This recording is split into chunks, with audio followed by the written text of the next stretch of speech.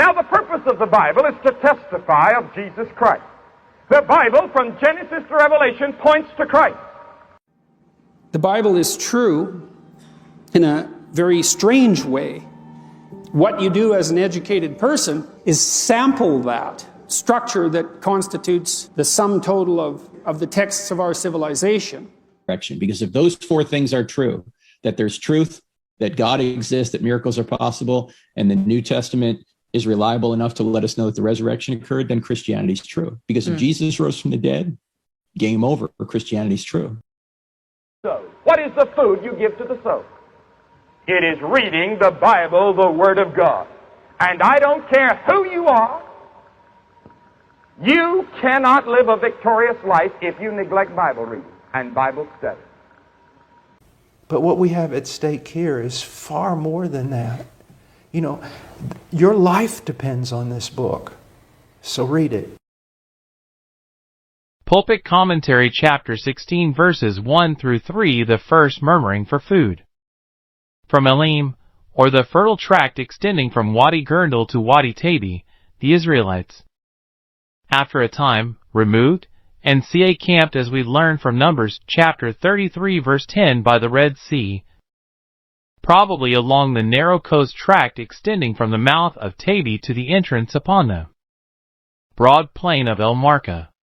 Hence they entered upon the wilderness of Sin, which is between Elim and Sinai, a tract identified by some with the coast plain, El Marka, by others with the inland undulating region known at the present day as the Debet Ramla. It is difficult to decide between these two views. In favor of El Marka are 1. The fact that the Egyptian settlements in the Sinaitic Peninsula would thus be avoided, as they seem to have been, since no contest with Egyptians is recorded. 2. The descent of the quails, who, wearied with a long flight over the Red Sea, would naturally settle as soon as they reached the shore. 3. The greater openness and facility of the El Marka and Wadi Firan route, which is admitted by all. And 4. The suitability of the latter to the particulars of the narrative in Ch 18. In favor of the route by the Debet Ramla are 1. The fact that it is better watered at present than the other two, its being somewhat less removed from the direct line between Wadi Gurundal and Sinai than El Marka. And 3. A certain correspondency of sound or meaning between some of the present geographical names along this route and those of the Mosaic narrative. In the wilderness of Sin, the Israelites for the first time found themselves in want of sufficient nourishment. They all consumed the grain which they had brought with them out of Egypt. And though no doubt they had still considerable flocks and herds, yet they were unaccustomed to a mere milk and flesh diet, having in Egypt lived principally upon bread. Verse 3. Fish, Numbers chapter 11 verse 5, and vegetables, Ibidim. They therefore murmured, and accused Moses and Aaron of an intention to starve them. It is quite possible that many of the poorer sorts, having brought with them no cattle, or lost their cattle by the way, and not being helped by their brethren, were in actual danger of starvation. Hence God was not angry, but heard their murmurings. Verse 9 patiently, and relieved them. Verse 1. They journeyed from Elim, and all the congregation came. It has been noted, Cook, that the form of expression seems to imply that the Israelites proceeded in detachments from Elim, and were first assembled as a complete host when they reached the wilderness of Sin. This accords well with their numbers, and with the character of the localities. They could only assemble all together when they reached some considerable plain between Elim and Sinai.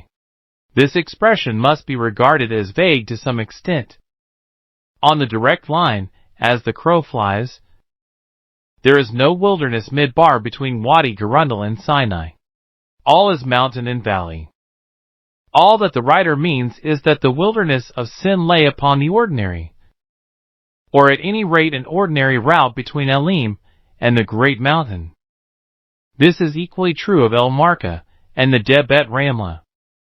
On the 15th day of the second month, i.e., on the 15th of Ziph, exactly 1 month after their departure from Egypt. As only 7 camping places are mentioned, Numbers chapter 33 verses 5 through 11. And 1 journey of 3 days through a wilderness, Exodus chapter 15 verse 22.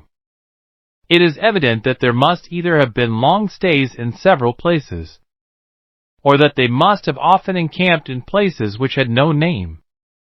Viewed as an itinerary, the record is manifestly incomplete. Verse 2. The whole congregation murmured. It has been observed above that only the poorer sort could have been as yet in any peril of actual starvation. But it may well have been that the rest, once launched into the wilderness, and becoming practically acquainted with its unproductiveness, foresaw that ultimately starvation must come upon them too, when all the cattle were eaten up, or had died through insufficient nourishment. Nothing is more clear than that, without the miracle of the manna, it would have been impossible for a population of 2 millions to have supported themselves for 40 years, or even for 2 years, in such a region as the Sinaitic Peninsula, even though it had been in ancient times 3 or 4 times as productive as at present. The cattle brought out of Egypt must have rapidly diminished, Exodus 17 verse 3. And though the Israelites had brought with them also great wealth in the precious metals, yet it must have been some time before they could establish commercial relations with the neighboring nations so as to obtain such supplies as they needed. Thus we can well understand that at the expiration of a month the people generally should have recognized that their situation was one of great danger, and should have vented their discontent upon their leaders. Verse 3. Would to God we had died by the hand of the Lord in the land of Egypt, i.e., would that God had smitten us with a painless death, as he did the firstborn of the Egyptians. Then we should have avoided the painful and lingering death from starvation which we now see before us. The cry puts on the garb of piety, and names the name of Jehovah, but indicates a want of faith in him, his power, and his promises. Exodus 4 verses 8 and 17, Exodus 6 verse 8, Exodus 12 verse 25, Exodus 13 verses 5 and 11, which was sinful, and, after the miracles that they had seen, barely excusable, when we sat by the flesh pots of Egypt. Compare Numbers 11:5. Both passages make it clear that, whatever the sufferings of the Israelites in Egypt from the cruelty of the taskmasters and the hard tasks set them, at any rate their sustenance was well cared for. They had abundance of agreeable food. Did eat bread? It has been said that bread here means food in general Kalish, and no doubt the word has sometimes that sense. But it was probably actual bread, rather than anything else, for which the Israelites were longing. See the introduction to the chapter, verses 4 through 8. The promise of bread from heaven. When men who are in real distress make complaint, even though the tone of their complaint be not such as it ought to be, God in his mercy is wont to have compassion upon them, to hear their murmurings, etc., and grant them some relief. But the relief is seldom of the kind which they expect or pray for. The Israelites wished for actual bread, made of wheaten or barley flour. God gave them, not such bread, but a substitute for it. And first, before giving it, be promised that it should be given. Thus expectation was aroused, faith was exercised, the supernatural character of the relief was indicated, the power and the goodness of God were, both of them, shown forth. And with the promise was given a law. They were on each occasion to gather no more than would suffice for the day. Thus they would continually live by faith, taking no thought for the morrow, but trusting all to God. Verse 4. Bread from heaven. Compare Psalm 78 verse 24, Nehemiah 9 verse 15, John 6 verse 31 through 51. The expression is of course not to be understood literally. The substance was not actual bread. Neither was it locally transferred from the distant region called heaven to the soil of the Sinaitic Peninsula. But it was called bread because it was intended to serve instead of bread as the main support of life during the sojourn of Israel in the wilderness. And it was said to be from heaven first, as descending on the ground out of the circumambient air, and secondly, as miraculously sent by him whose seat is in heaven. The people shall gather a certain rate every day, rather a day's supply every day, such a quantity as shall seem to each man reasonably sufficient for himself and his family, that I may prove them, as in paradise God coupled with his free gift of every tree of the garden, the positive precept, but of the tree of the knowledge of good and evil thou shalt not eat, that he might prove our first parents, whether they would obey him or not. So now he proved the obedience of the Israelites by a definite, positive command they were not to gather on ordinary days more than was sufficient for the day. All life is intended as a probation. Verse 5.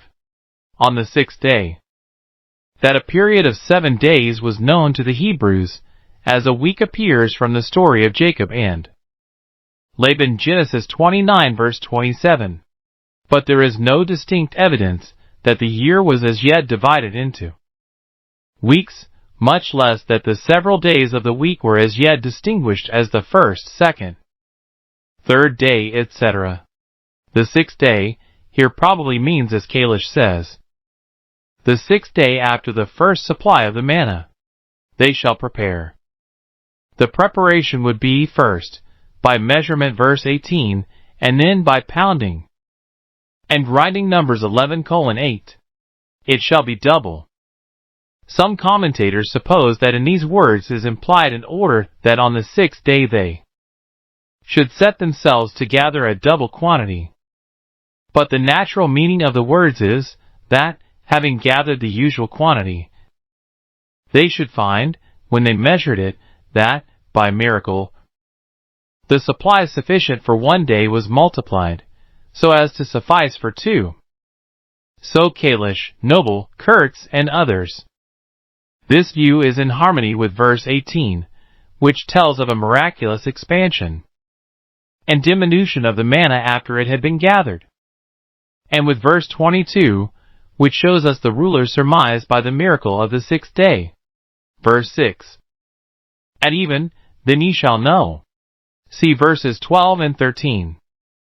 The first evidence which the Israelites would have that God had heard and considered their complaints would be the descent of the quails at even of the day on which Moses and Aaron addressed them. That the Lord hath brought you out, i.e., that it is not we who, to gratify our own personal ambition, have induced you to quit Egypt under our guidance, but that all which we have done has been to act as God's instruments, and to carry out his designs. Verse 7.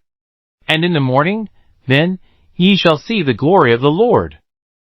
This has been supposed to refer to the manifestation of God's presence recorded in verse 10, but the balance of the two clauses in verses 6 and 7 implies two similar manifestations, and their arrangement shows the priority of the evening one. Now the manifestation of verse 10 preceded the coming of the quails. The manifestation which followed it, which was similar, and in the morning, was the fall of the manna, for that he heareth your murmurings. The connection of this clause with the preceding furnishes an additional argument in favor of the exposition that the glory of God, spoken of in this verse, is the manna, against the Lord, professedly and directly against us, but indirectly, and really against God, whose instruments we have been in the whole matter of the Exodus. What are we? I.e., what power have we of our own? We have no hereditary rank, no fixed definite position. We are simply the leaders whom you have chosen to follow, because you believed us to have a commission from God. Apart from this, we are nobodies. But if our commission is conceded, we are to you in the place of God. And to murmur against us is to murmur against Jehovah. Verse 8. When the Lord shall give you in the evening flesh to eat. Moses must have received a distinct intimation of the coming arrival of the quails. Trough he has not recorded it. His desire of brevity causing him to retrench all that is not absolutely necessary for the right understanding of the narrative. It is, comparatively, seldom that he records both the divine message and his delivery of it. In general, he places upon record either the message only, or its delivery only. Bread to the full. Compare above, verse 4 and infra, verses 12 and 18. The Lord heareth your murmurings. The latter part of this verse is, in the main, a repetition of verse 7. But it emphasizes the statements of that verse, and prepares the way for what follows. Verses 9 through 21. The promise fulfilled. Moses had made a double promise to the Israelites in God's name. The Lord shall give you, he had said, in the evening flesh to eat, and in the morning bread to the full. Verse 8. And now the time for the fulfillment of the double promise approached. First, however, before they received the blessings, he required them to present themselves before the Lord. As they had rebelled in murmuring, an act of homage was proper. And as they had called in question the conduct of Moses and Aaron, some token that God approved the action of these his faithful servants, and would support them, was needed. Hence the appearance of the Lord to the congregation in the cloud. Verse 10. After this, when evening approached, the quails fell. A vast flight of this migratory bird, which often arrives in Arabia Petrea from the sea, fell to the earth about the Hebrew camp, and, being quite exhausted, lay on the ground in a state which allowed of their being taken by the hand. The Israelites had thus abundant flesh to eat. Verse 8. For God sent them meat enough. Psalm 78 verse 26. The next morning, the remainder of the promise was fulfilled. When they awoke, they found that the vegetation about the camp was covered with a sort of dew, resembling hoarfrost, which was capable of easy detachment from the leaves, and which proved to be an edible substance. While they were in doubt about the phenomenon, Moses informed them that this was the bread from heaven which they had been promised. Verse 15. At the same time he instructed them as to the quantity which they should gather, which he fixed at an omer for each member of their family. Verse 16. In attempting to carry out these instructions, mistakes were not unnaturally made. Some exceeded the set quantity, others fell short of it. But the result was found to be the same, whatever the quantity gathered, when it was brought home and measured, the amount was by miracle made to be exactly an omer for each. Verse 18. Afterwards, Moses gave another order. The whole of the manna was to be consumed ordinarily on the day on which it was gathered. When some willfully disobeyed this command, the reserved manna was found on the next day to have become bad. It had bred worms, and gave out an offensive odor. This circumstance put a stop to the malpractice. I have heard the murmurings of the children of Israel. Speak unto them, saying, At even ye shall eat flesh, and in the morning ye shall be filled with bread. And ye shall know that I am the Lord your God. Verse 12. At even. Literally, between the two evenings. For the meaning of the phrase, see the comment on Exodus 12 verse 6. Ye shall eat flesh. The quails, as appears by the subsequent narrative, were supplied, not regularly, but only on rare occasions. In fact, so far as appears, only here in the wilderness of Sin, and at Kibroth Hattaavah in the wilderness of Paran. Numbers 11:31-34. They were not unnecessary, but an indulgence. Ye shall know that I am the Lord. The miracle of the manna, and the timely appearance of the quails at the hour announced, will sufficiently show that it is God himself who has you under his charge and watches over you. Verse 13. The quails came up. The word here translated, quails, has been supposed to designate the flying fish Trigla, Israelitarum of Ehrenberg, or a species of Locust Ludolf. But Psalm 78 verse 28 makes it clear that feathered fowls are intended. And moderns generally are agreed that the rendering quails is right. It has the authority of the Septuagint, of Josephus, and of the Vulgate. Diodorus says that the inhabitants of Arabia Petrea prepared long nets, spread them near the coast for many stadia, and thus caught a great number of quails, which are in the habit of coming in from the sea 2 hours 60 minutes. The quail regularly migrates from Syria and Arabia in the autumn, and winters in the interior of Africa, whence it returns northwards in immense masses in the spring. Schubert, Ries, Volume 2, page 361.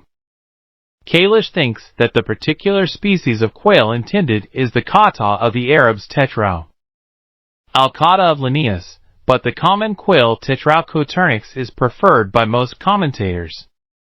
When these birds approach the coast after a long flight over the Red Sea, they are often so exhausted that they rather fall to the ground than settle, and are then easily taken by the hand or killed with sticks.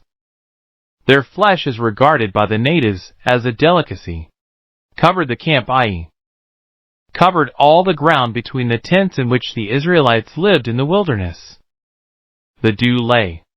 Literally, there was a layer of dew something, i.e., lay on the ground outside the camp which looked like dew, and was in part dew, but not wholly so. Verse 14.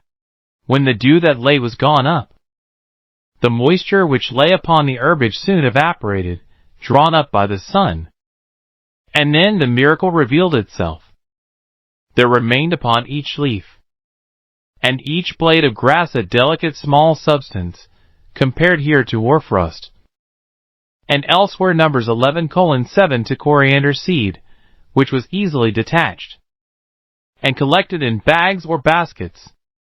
The thing was altogether a novelty to the Israelites, though analogous in some degree to natural processes still occurring in the country. These processes are of two kinds. At certain times of the year there is a deposit of a glutinous substance from the air upon leaves, and even upon stones, which may be scraped off, and which resembles thick honey. There is also an exudation from various trees and shrubs, especially the tamarisk, which is moderately hard, and is found both on the growing plant and on the fallen leaves beneath it, in the shape of small, round, white or grayish grains. It is this last which is the manna of commerce. The biblical manna cannot be identified with either of these two substances. In some points it resembled the one, in other points the other, in some it differed from both. It came out of the air like the air honey, and did not exude from shrubs, but it was hard, like the manna of commerce, and could be ground in mills and beaten in mortars, which the air honey cannot. It was not a medicament, like the one, nor a condiment, like the other, but a substance suited to be a substitute for bread, and to become the main sustenance of the Israelitish people. It was produced in quantities far exceeding anything that is recorded of either manna proper or air honey. It accompanied the Israelites wherever they went during the space of 40 years, whereas the natural substances, which in certain points resemble it, are confined to certain districts, and to certain seasons of the year. During the whole space of 40 years it fell regularly during 6 consecutive days, and then ceased on the 7th. It bred worms, if kept till the morrow, on all days of the week except one, on that one the Sabbath. It bred no worms, but was sweet and good. Thus, it must be regarded as a peculiar substance, miraculously created for a special purpose, but similar in certain respects to certain known substances which are still produced in the Sinaitic region. Verse 15.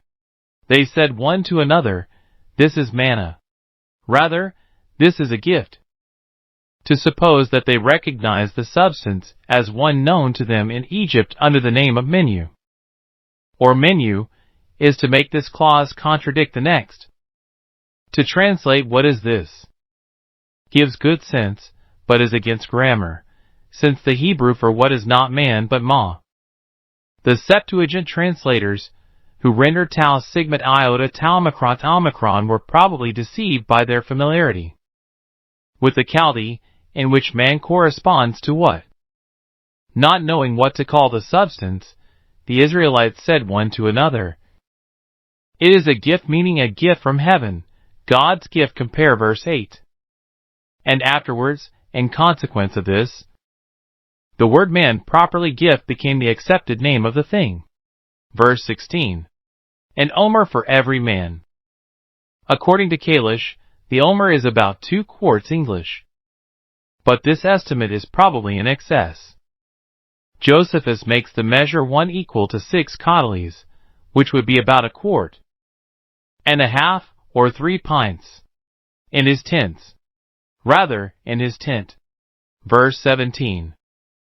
The children of Israel did so. The Israelites set themselves to obey Moses, and gathered what they supposed to be about an omer, but, as a matter of course, some of them exceeded the amount, while others fell short of it. There was no willful disobedience thus far. Verse 18. When they did meet it with an omer, on returning to their tents, with the manna which they had collected, the Israelites proceeded to measure it with their own, or a neighbor's, omer measure, when the wonderful result appeared that, whatever the quantity actually gathered by any one, the result of the measurement showed exactly as many omers as there were persons in the family. Thus, he that had gathered much found that he had nothing over, and he that had gathered little found that he had no lack. Verse 19. Let no man leave of it till the morning. Moses, divinely instructed, warned the people that they were not to lay up in store any of their manna to be eaten the next day. God would have them trust their future wants to him, and take no thought for the morrow. Some of them, however, were disobedient, with the result stated in the next verse. Verse 20. It bred worms. This was a supernatural, not a natural result. It served as a sort of punishment of the disobedient, and effectually checked the practice of laying up in store. Verse 21. When the sun waxed hot it melted. The manna had to be gathered early. What had not been collected before the sun grew hot, melted away, and disappeared from sight. In this respect the miraculous manna resembled both the manna of commerce and the air honey. Verses 22 through 30. The gathering of the 6th day. When the Israelites, having collected what seemed to them the usual quantity of manna on the 6th day, brought it home and measured it, they found the yield to be not an omer a head for each member of the family, but 2 omers. The result was a surprise and a difficulty. They could not consume more than an omer apiece. What was to be done with the remainder? Was it to be destroyed or kept? If kept, would it not breed worms? To resolve their doubts, the elders brought the matter before Moses, who replied, This is that which the Lord hath said. It is to be supposed that, in his original announcement to the elders of God's purposes as to the manna, Moses had informed them that the quantity would be double on the 6th day, verse 5. But his statement had not made any deep impression at the time, and now they had forgotten it. So he recalls it to their recollection. This is no strange thing, nothing that should have surprised you. It is only what God said would happen. And the reason of it is that tomorrow, the 7th day, is, by God's ordinance, the rest of the holy Sabbath, or rather a rest of a holy Sabbath to the Lord. Whether or no the Sabbath was a primeval institution, given to our first parents in paradise, Genesis 2 verse 3, may be doubted. At any rate, it had not been maintained as an institution by the Hebrews during their sojourn in Egypt. And this was, practically, to them, the first promulgation of it. See Hesse's Bampton Lectures, page 149. Hence, in the original, it is not called the Sabbath, as if already known, but a Sabbath, i.e., a rest until verse 29. Verse 22. This is that which the Lord has said. Rather, said, i.e., declared to me when he announced the manna. See verse 5. It has been supposed that Moses had not communicated the declaration to the elders. But this seems unlikely. The rest of the holy Sabbath. If this translation were correct, the previous institution of the Sabbath and the knowledge of its obligation by the Hebrews would follow. But the absence of the article is a strong indication that the whole idea was new. At any rate to those whom Moses was addressing. Bake that which you will bake, etc. Do, i.e., as you have done on other days, bake some. And seethe some, but also reserve a portion to be your food and sustenance tomorrow. Verse 24. They laid it up. The great bulk of the Israelites obeyed Moses, and laid by a portion half of the manna gathered on the 6th day. On the morning of the 7th, this was found to be perfectly good, and not to have bred worms in the night. Either this was a miracle, or the corruption previously noticed, verse 20, was miraculous. Verses 25 and 26. And Moses said, the Sabbath being come, Moses explained fully the reason for the order which he had given, and generalized it. God required the Sabbath to be a day of holy rest, no manna would fall on it, and therefore none could be gathered. The produce of the 6 days' gathering would be found to suffice both for the 6th day and the 7th. Verse 27. There went out some of the people on the 7th day for to gather. There will always be some persons in a nation, or in a church, who will refuse to believe God's ministers, and even God himself. They persuade themselves that they know better. It will not be as announced, it will be as they wish it to be. More especially is this so where the idea of continuance comes in, where some interruption of the ordinary course of things is announced, which they deem unlikely or impossible. Compare Genesis 19 verse 14. Verse 28. How long refuse ye to keep my commandments? Though Moses is addressed, it is the people who are blamed. Hence the plural verb, refuse ye.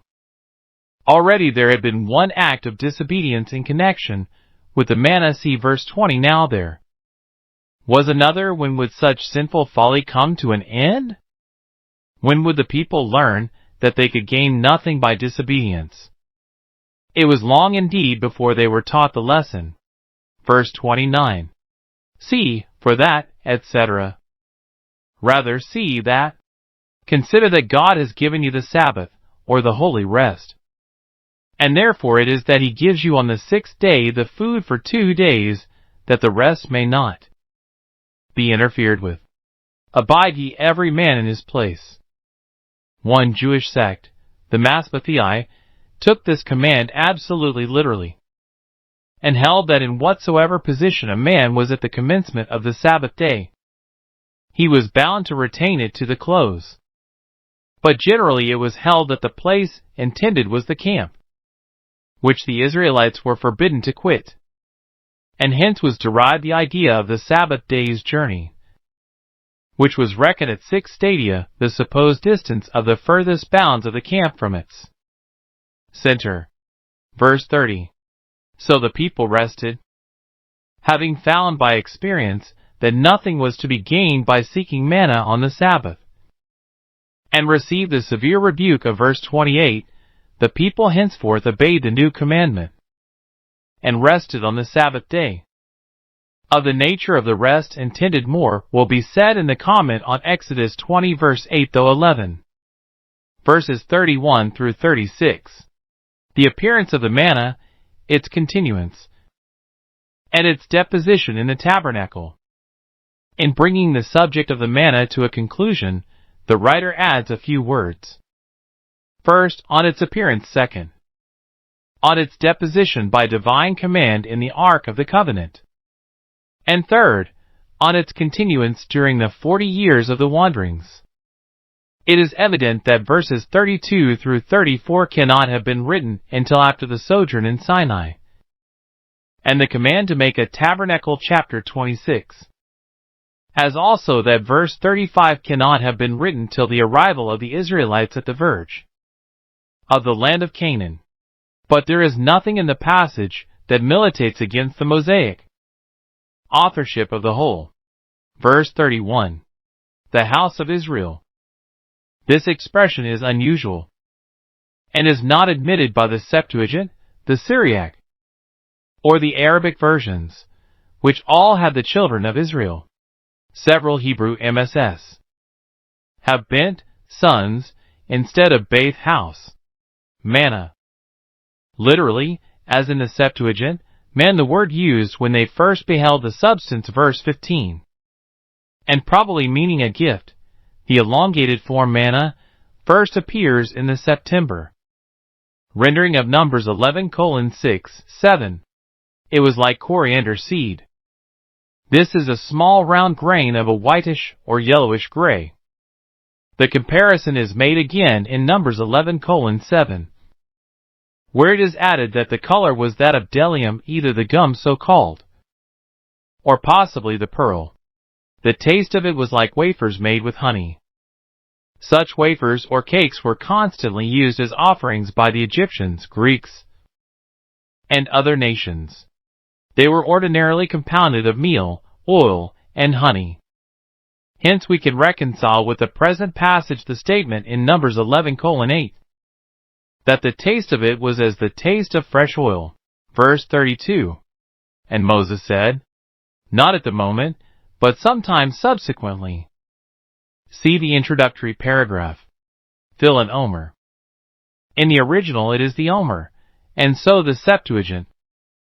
But the reason for the introduction of the article is obscure. For your generations, i.e., for your descendants. Verse 33. Take a pot. The word here translated pot does not occur elsewhere in Scripture, and is believed to be of Egyptian origin. Gesenius translates it basket. But the author of the Epistle to the Hebrews 9 verse 4 follows the Septuagint in representing the word used by Sigma Mu Omicron, which certainly means a jar or pot. Lay it up before the Lord.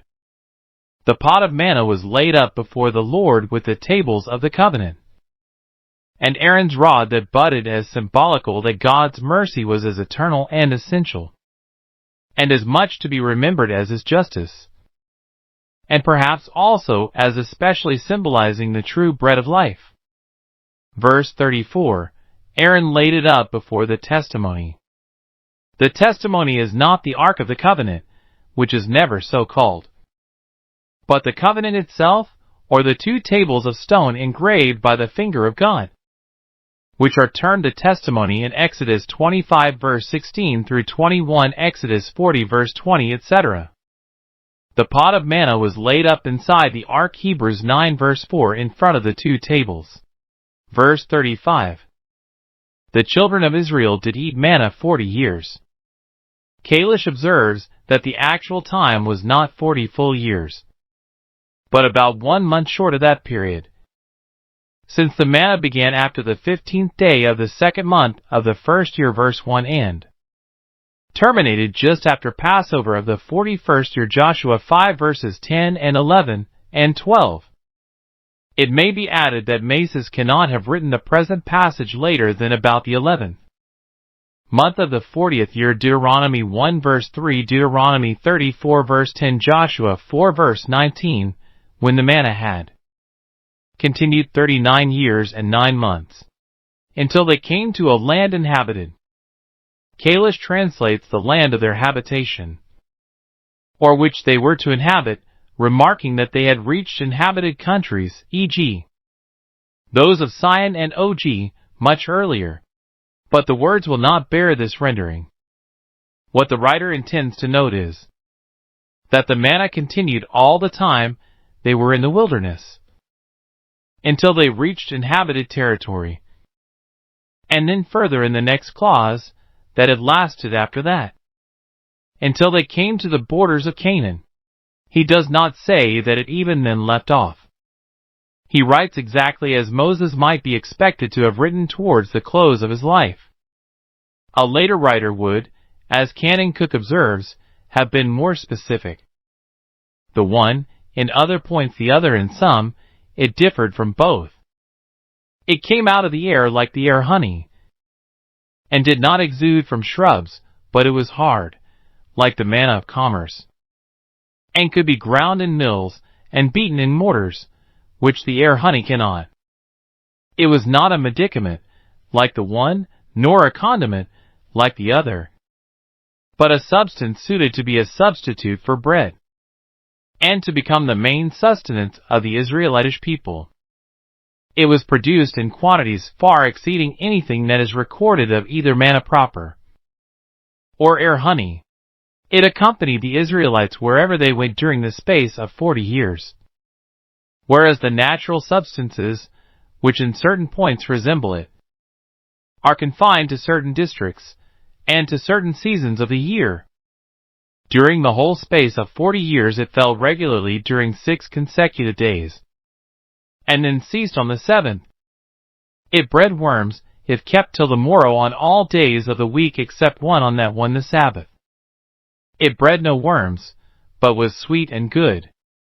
Thus, it must be regarded as a peculiar substance, miraculously created for a special purpose, but similar in certain respects to certain known substances which are still produced in the Sinaitic region. Verse 15. They said one to another, "This is manna." Rather, this is a gift. To suppose that they recognize the substance as one known to them in Egypt under the name of menu, or menu, is to make this clause contradict the next. To translate "what is this" gives good sense, but is against grammar, since the Hebrew for what is not man but ma. The Septuagint translators, who rendered tau sigmat iota tau were probably deceived by their familiarity with the Chaldee, in which man corresponds to what? Not knowing what to call the substance, the Israelites said one to another, "It is a gift," meaning a gift from heaven, God's gift. Compare verse 8. And afterwards, in consequence of this, the word man, properly gift, became the accepted name of the thing. Verse 16. An omer for every man. According to Kalish, the omer is about 2 quarts English, but this estimate is probably in excess. Josephus makes the measure 1 equal to 6 codalies, which would be about 1 quart and a half, or 3 pints, in his tents. Rather, in his tent. Verse 17. The children of Israel did so. The Israelites set themselves to obey Moses, and gathered what they supposed to be about an omer, but, as a matter of course, some of them exceeded the amount, while others fell short of it. There was no willful disobedience thus far. Verse 18. When they did meet it with an omer, on returning to their tents, with the manna which they had collected, the Israelites proceeded to measure it with their own, or a neighbor's, omer measure, when the wonderful result appeared that, whatever the quantity actually gathered by any one, the result of the measurement showed exactly as many omers as there were persons in the family. Thus, he that had gathered much found that he had nothing over, and he that had gathered little found that he had no lack. Verse 19. Let no man leave of it till the morning. Moses, divinely instructed, warned the people that they were not to lay up in store any of their manna to be eaten the next day. God would have them trust their future wants to him, and take no thought for the morrow. Some of them, however, were disobedient, with the result stated in the next verse. Verse 20. It bred worms. This was a supernatural, not a natural result. It served as a sort of punishment of the disobedient, and effectually checked the practice of laying up in store.